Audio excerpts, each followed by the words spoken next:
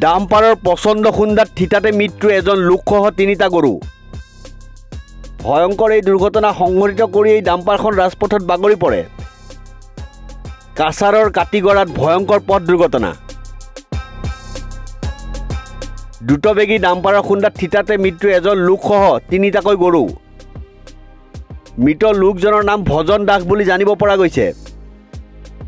6 নং ৰাষ্ট্ৰীয় ঘাইপথৰ কাটিগড়াৰ মধুৱাত সংঘটিত হৈছে এই ভয়ংকৰ দুৰ্ঘটনাটো।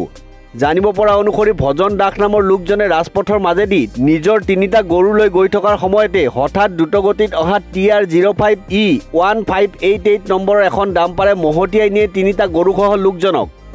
ফলত থিতাতে মৃত্যু হয় তিনিটা গৰুসহ লোকজনৰ। ভয়ংকৰ এই দুৰ্ঘটনা সংঘটিত কৰি এই ডাম্পাৰখন ৰাজপথত বাগৰি পৰে। ঘটনাৰ খবৰ পাই লগে লগে ঘটনাস্থলীত আৰক্ষী উপস্থিত হৈ মৃতদেহটো উদ্ধাৰ কৰি মৰণোত্তৰ পৰীক্ষাগাৰলৈ প্ৰেৰণ কৰে আৰু ঘটনা সংক্ৰান্তত তদন্ত অব্যাহত ৰাখিছে আৰক্ষীয়ে। দ্ৰুতবেগী ডাম্পাৰৰ খুন্দাত থিতাতে মৃত্যু এজন লোকসহ তিনিটাকৈ গৰু।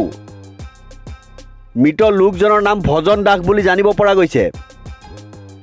6 নং ৰাষ্ট্ৰীয় ঘাইপথৰ কাটিগড়াৰ মধুৱাত সংঘটিত হৈছে এই ভয়ংকৰ দুৰ্ঘটনাটো। জানিব পৰা অনুসৰি ভজন দাস নামৰ লোকজনে ৰাজপথৰ মাজেদি নিজৰ তিনিটা গৰু লৈ গৈ থকাৰ সময়তে হঠাৎ দ্ৰুতগতিত অহা TR05E1588 নম্বৰৰ এখন ডাম্পাৰে মহতিয়াই নিয়ে তিনিটা গৰুসহ লোকজনক। ফলত থিতাতে মৃত্যু হয় তিনিটা গৰুসহ লোকজনৰ। ভয়ংকৰ এই দুৰ্ঘটনা সংঘটিত কৰি এই ডাম্পাৰখন ৰাজপথত বাগৰি পৰে।